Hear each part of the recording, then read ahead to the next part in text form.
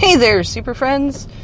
This is Joey with Last Point Gaming. Today is Wednesday, May 30th, 2018, and I know it's been 3 weeks? I don't know. Between work being just a little insane and a significant uptick in morning sickness when morning sickness was supposed to be stopping, I have been freaking lied to.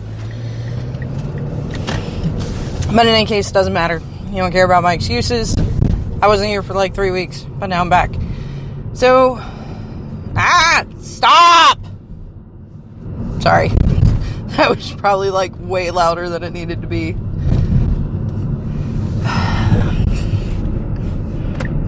Asshole about to straight up plow into my car because they don't understand how stop signs work. Anyway. I don't think all you found out yet, so here it is. We are having another girl. That's right, girl number fucking 4. Oh, man. I was gonna, not swear anymore. We'll still keep working on that one. Anyway. Yep. Exciting stuff. So, today, I'm gonna talk all about Gpdc. My first ever GP went this weekend with, Fulmer and Vance. I'm just gonna use Fulmer's name, formerly known as Tybalt, just because he uses it on his public and open Twitter, so he's alright with his name being out there. So the three of us teamed up, went to Gpdc, which was team sealed. Yeah, it was fun. I did get to meet one new pro that I have never met before, and that was Craig Wesco. That was a little weird, just because I went and asked him to sign my Nationals mat, because of course I was not paying an extra $15 for a stock image, or stock card art image mat from Ultra Pro with the GP event watermarked on it. So I asked him to sign my mat, and I chatted with him for a second, but of course, it's loud in the convention hall. And, he asked my name, and I told him, and he was like, oh, you were the girl who liked my tweet. And I'm like, oh god, that feels weird. I don't want you people knowing who I am. Just let me be nameless, faceless, random fan. It's weird. It scares me. Of course, he's referring to Todd Anderson. I think it started with Todd Anderson. I don't know. I may be giving him credit that he doesn't deserve, but he seemed to be the first one who started the hashtag magic is a lot like sex. And Craig Wesco, I think, won this game with his magic is a lot like sex. When you master the white weenie, you can satisfy any meta. Yeah, winner. Anyway, so I got to meet him. I got to say hi to Jerry Thompson, who, again, he's just amazing. He's just so super nice, and yeah, it doesn't act at all like he has no freaking clue who I am, which is awesome. Got to say hi to Huey Jensen. He waved back, said hi, and we both went about our ways. I missed getting Sam Black, who was apparently seated cat-a-corner to us one round, and neither of my teammates pointed it out, and I'm still a little mad at them for that. But to be fair, I consume so little not SCG coverage that I can totally see them both writing it off and being like, none of these are SCG players, she doesn't care. I did see Jadine Klumparents, speaking of not SCG players, but SCG players. I saw her, and I was going to approach her, and I'm like, no, because there's an open this weekend. Surely she's at that, because, she's an SCG grinder. And, I don't know, the more I thought about it all day, I was like, nah, that was totally Jadine Klumparents, and I could have fucking met her and, said hi and got her to sign my Nats mat. But no. Talked myself out of that one. My team went 2-4 drop and went to this delightful Mexican place, Picante, I think.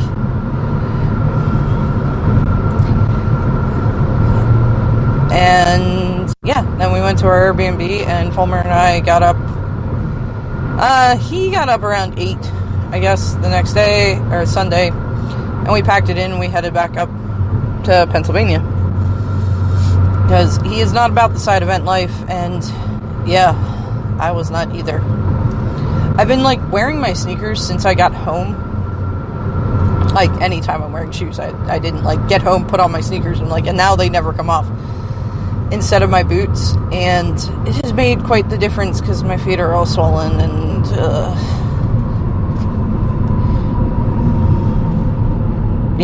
everything hurt by the end of Saturday. But it's alright. It was still a great time. Most of our opponents were great. There was one match, and I'll probably talk about that the next time I record. I'm not even going to make promises anymore, because we all know that I don't keep them. Oh no, a light that's out. Where is the Capitol Police Officer to direct traffic? Because people don't understand how this works. Usually they send out a Capitol Police Officer to take care of this, but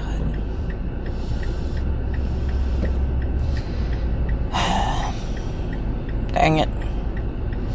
Anyway, so yeah, fun times were had by all.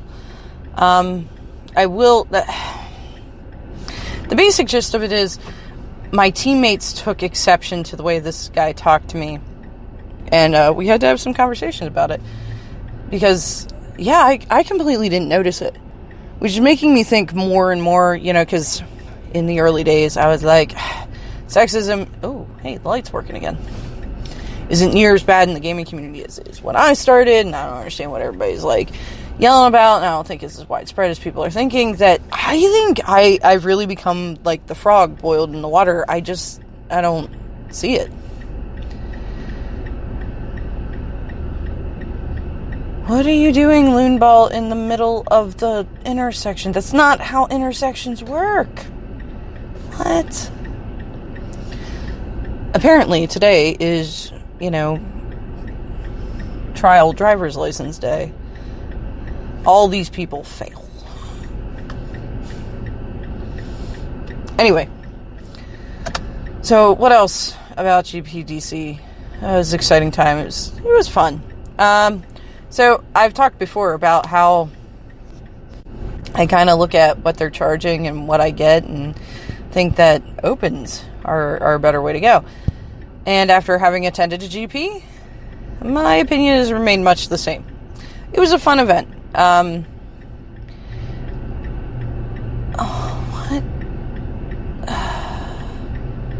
Oh, and look, you're all upset that you can't, go the way you want because you don't understand how intersections work. Acting like it's everybody else's fault. Anyway. Focus. So, if you're looking for your first ever competitive REL event to go to, I recommend starting with the PPTQ. If you have no interest in the RPTQ or going to the Pro Tour, like myself. Okay, we got a green arrow, guys. Finally, come on. Let's move, soldiers. All right. Then I recommend still starting at PPTQ, because it's going to be cheaper than an open or a GP. You're going to get a feel for the basic comp rule stuff. You're probably going to have direct access to an L2. So,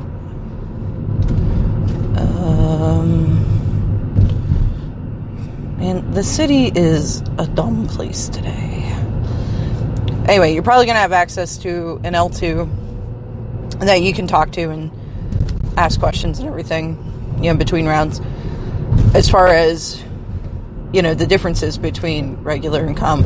And it'll help you get in that mindset, and if you're going to take penalties, because, say you screw up your deck registration, or, you sequence something that you've always sequenced it that way before, and your F&M judge is like, yeah, sure, whatever, but there's a problem with it at comp, you're going to get all that stuff out of the way for at least a little bit cheaper. But as far as, you're ready to go to your first big tournament, you want to go check it out, you want to see what it's like, you want to get a feel. Alright, I'm going to bet that this lane isn't moving for a dumb reason, and I'm just going to... Yeah, there it is.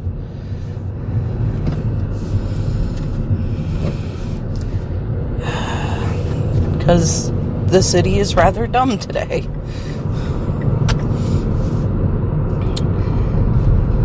So from there, I would definitely recommend going to an open, unless you're hoping to meet and greet with, well, just meet, because they don't really do this with GPs. Unless you're hoping to meet Magic pros that aren't generally on the Open Tour or the SCG Tour.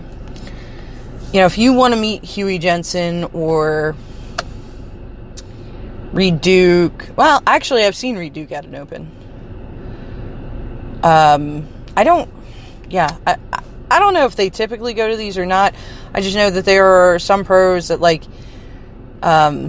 Huey Jensen, Owen Turtenwald. Who else? Because actually, oddly enough, most of the signatures I got on my mat at the Nationals tournament were actually SCG players. Because they's my favorites. And actually, they all happened to be one convenient little group. It was awesome.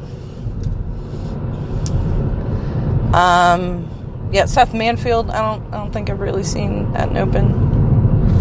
I don't even know if he was at that GP. Anyway, so if you're, more into pros that don't tend to go to the SCG Tour events, then that's the best argument I could see for starting with the GP. Or if you're not on the East Coast, or in this area, because SCG only goes, I don't know, a third of the way into the country. They don't do opens in California or Texas. Actually, they did do one in Texas, because they made comments about Todd Stevens going home. So I don't know. Their locations are a little more limited, so that would also be another reason. But again, when you compare, let's see here, I paid $80 to go to this GP. I got my admission, about 4 packs worth of cards, because we had 12 packs between the 3 team members, a Channel Fireball deck box, the tiniest life pad you have ever seen, but hey, it was free Gap, so I'm not going to complain, a generic ass black Bic pen. Like, seriously, CFB, when I went to Nationals, at least Card Titan gave me a cool Card Titan clicky Bic pen. Just saying. It's a little thing that, I used to order marketing gear that they cost you like 4 cents a piece. And, it would be a little more cool than the generic black Bic pen.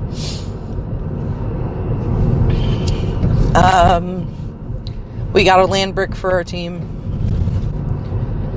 Let's see here, that was it. Oh, my Mutavault. I did get the promo Mutavault that I totally wish I cared about, but I don't.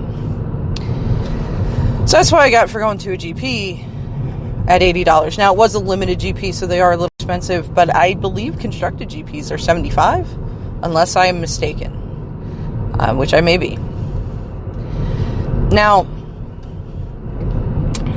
top prize for the team was $15,000, so about $5,000 a player. Top prize in the solo constructed GPs is $10,000, whereas top prize at an open is $5,000. So again, and I've said this before, if you're the kind of player that you're ranking up there and you're making prize payout, all right, then maybe a GP is a better value. I wouldn't know, because I don't even make day 2. It's it's a fun thing I go do. So I don't really care about the price of payout, but if you do, that may be another argument in favor of a GP. But yeah, at an open for $50, I get a playmat. I do miss when they were the cool playmats, with the what's now become the creature collection art, because Tassiper was an open playmat. I think Lily Llama was too, which I wasn't terribly impressed with, but maybe she wasn't. And now they've gone to using the card art. But hey, they're giving me a playmat with my admission. Whatever, that's fine. They have picked some really great artworks to use too. Like the O-Stone playmat is gorgeous. The Land of War Elves one looks really cool, even though Land of War Elves seems like an odd pick for modern, but I guess according to WotC, this is the last time Land of War Elves will ever be in standard, and they were only included because of the nostalgia of Dominaria, because a 1-drop mana dork that can only produce 1 color of mana is too broken for standard.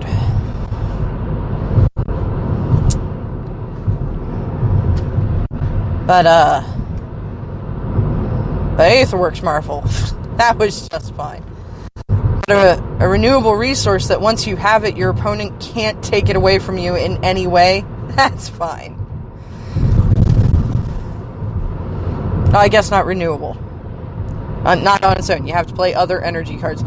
Yeah, I don't know. It's weird, but fine, whatever. But yeah, it's really nice artwork. The Spell Pierce, I think it was a Legacy playmat, was really hype looking because it was the Invocation art.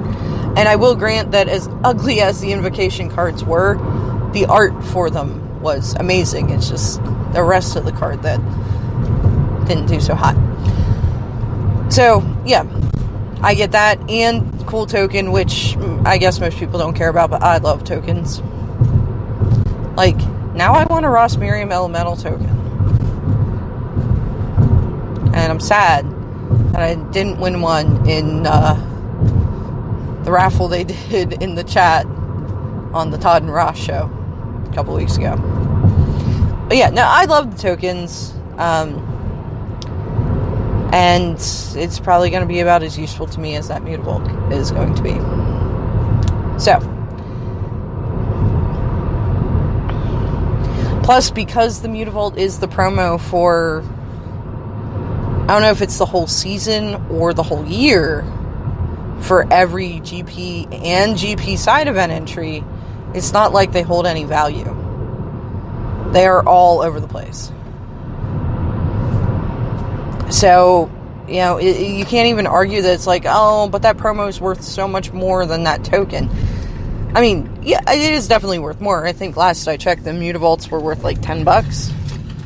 And the, whatever the current token, because didn't we just have a new? No, it's still Ely Cassis, I think. Yeah, because I think the next invitational is at SCG Con. So, is the Mutavault worth more than the Ely Cassis token? Yeah, I guess. I think I may have already misplaced my Mutavault promo. It's somewhere in my house. But anyway, yeah, for somebody who's more about for the fun of it, rather than, yeah, I'm gonna like day 2, and I'm gonna top 8, and I'm gonna win shit, Open is just such a better deal. In my opinion. Again, it really depends on what your priorities are and like what your goals are. But based on Twitter interactions, actually it was mostly a Twitter thread I watched and then I retweeted, which I may have upset somebody, and I did not intend to. But yeah, life hack, pro tip, whatever you want to call it, do not spend money you don't have to go to Magic tournaments. Like, and I know that may come across as kind of an asshole thing for me to say as somebody who can generally afford to say, oh yeah, I'm gonna go to that tournament. But like when I went to Nationals, a lot of planning went into that, and it was a lot of money, and I don't do events like that, all the time. If they're within a day's drive that I can basically make a day trip of it, it's more likely I can make everything work than if I gotta pay for like hotel and everything. But yeah, so I mean, I don't mean to sound like a jerk here and be like, yeah, luckily I make good money and can do this kind of stuff and you poors stay out. But no, it is incredibly difficult to ride that pro train, to break into that. So by spending money you don't have, you might as well take that same fistful of cash and buy Powerball tickets with it. Because I think you stand about as good a chance getting your big break in Magic, as you do, is winning the Powerball. And if you win the Powerball, like, then that's it. That's the end game. You won. If you win your entry to the Pro Tour, now you got to win the Pro Tour or top 8 the Pro Tour to get noticed and continue to try to grind this. It's a negative sum game. Like, just, I really, really, because you're going to spend money you don't have. You're going to go, you may do well, you may not. But end of the day, after you leave that tournament, even if you win it, it's not like somebody whisks you off and says, okay, here's your sponsorship deal, here's, you know, I mean, I guess if you win the 10 grand, like, yeah, or even the 5 grand, that compensates. But even like the captain was talking about, now he's gotten to the place where he day twos fairly regularly when he does the main event at a tournament. He's a good player, he's a pretty good grinder, but when he went through like what place he would have to hit, like the lowest place he could hit and break even on the tournament,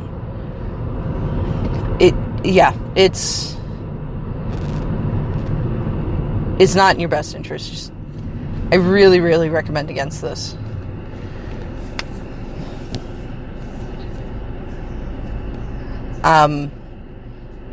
Like, I would not put tournament costs on a credit card.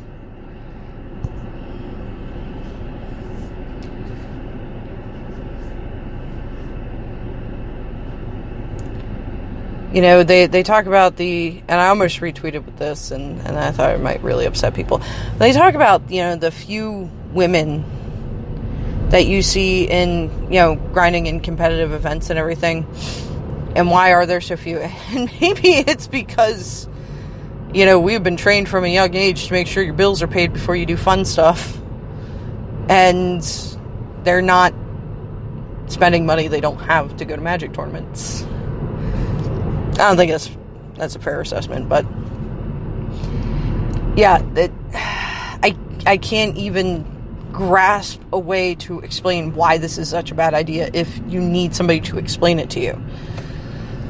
In any case, I still think opens are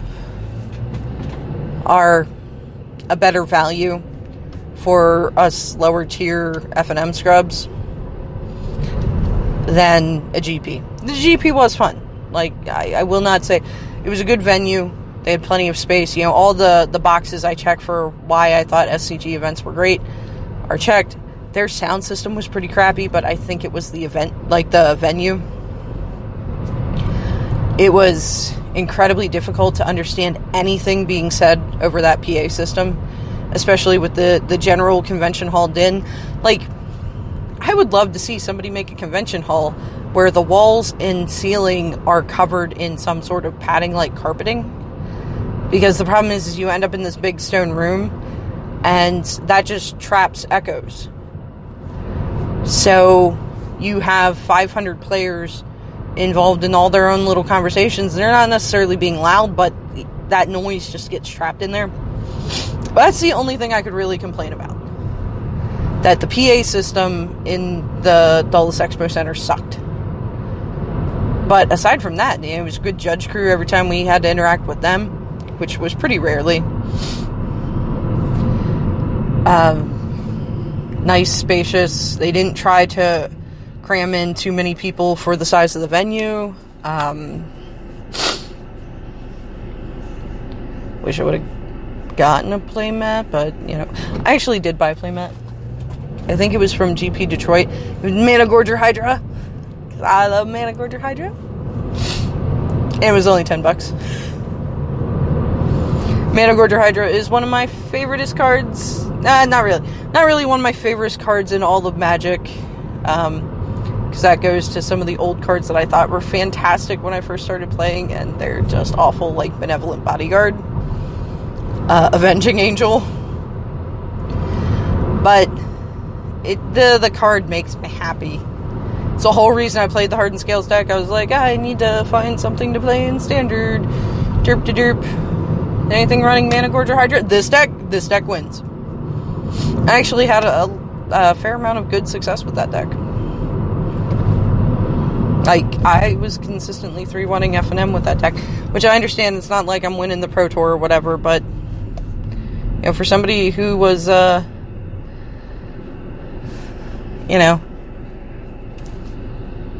was a good night. And I was closer to making the 4-0. Like, the last round games, like, I was 3-0 going into the last round, and those last round games were tighter, and I love that deck. So I bought the Mana Gorger Hydra. Oh, I got to meet Mark Poole, which was exciting. I bought Husband a beta island and had Mark Poole sign it and do a little Birds of Paradise on it. So that was cool. I don't think I really got to meet anybody else, but I will say, like, a couple hours into the event, I was like, everything hurts. I'm fucking tired, and everything hurts. I'm lugging around this 40-pound goddamn backpack, but I don't want to drink all the water in my backpack because I'm gonna have to, like... The guys got me a little nervous because they're like, yeah, if you step away from the table during the match, you cannot come back and help. So I'm like, what happens when my pregnant bladder goes, oh... So, like, I was actually trying to drink less. And, yeah, that was not the brightest idea ever.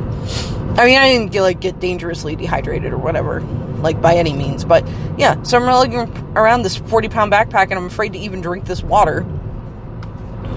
Ugh.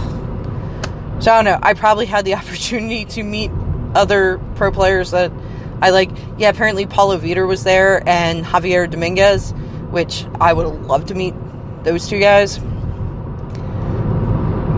But, yeah, no.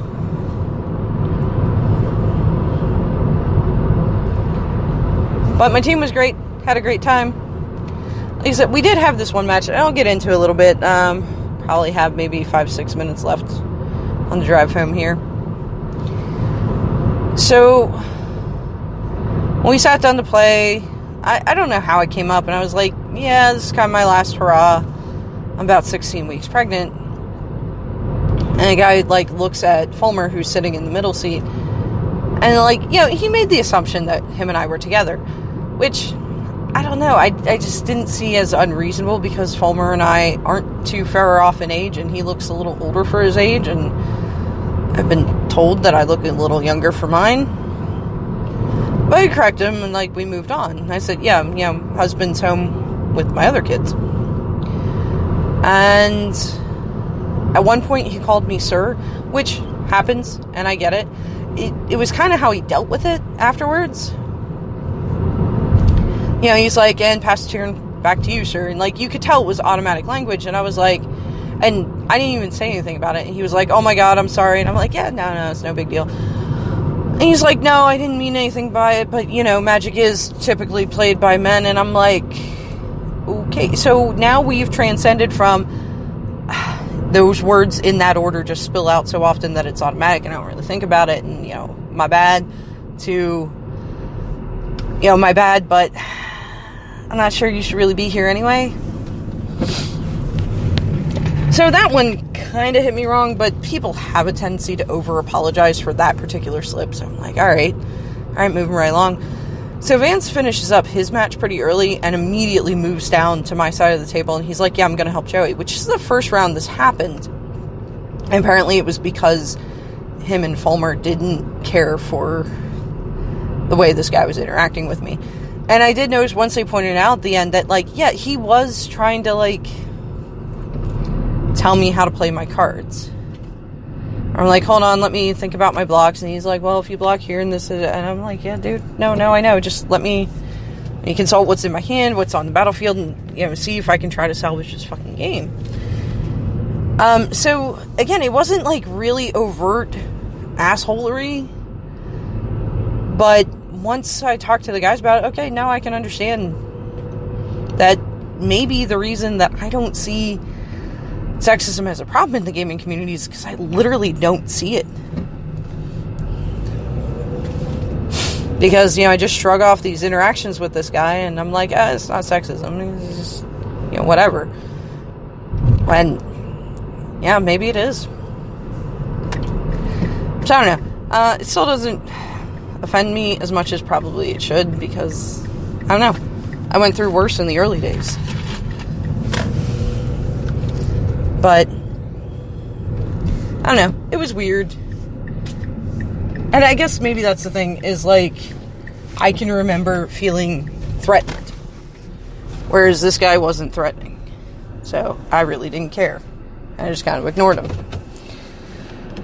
So maybe unless it scrapes against that self-preservation instinct, I just don't even notice it. I don't know. But yeah, that was Gpdc. Most of it was, really fun. Still, like, kind of wish it had been an open, not gonna lie. But it was a good time. It was not a bad time. They are just a little bit more expensive for a little bit less value, I think. But, as always, if you made it this far with me, thank you very much for listening. Oh, and welcome to our new YouTube subscriber. I do not remember your handle because you subscribed like 2 weeks ago. My bad. And hopefully I'll talk to y'all soon.